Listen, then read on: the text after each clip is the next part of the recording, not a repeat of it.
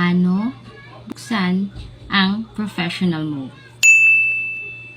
Hi people! This is a quick share lang sa mga nagtatanong, lalong-lalo na dun sa kaibigan ko, kung paano daw i-on o buksan ang professional mode. So guys, these are basic steps para ma-on po natin yung professional mode.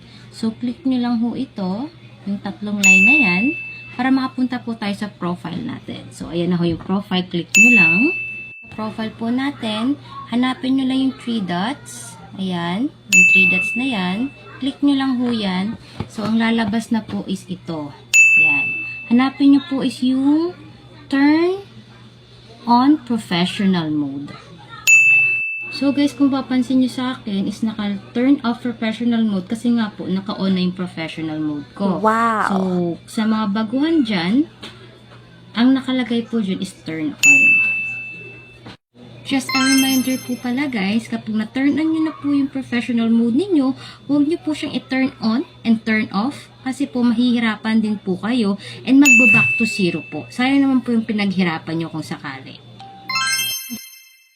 A piece of advice po, lalo na po sa mga baguhan, mag-upload lang po kayo ng mag-upload para po mapansin po kayo ni Meta. So, yun lamang po sa uulitin. Follow for more!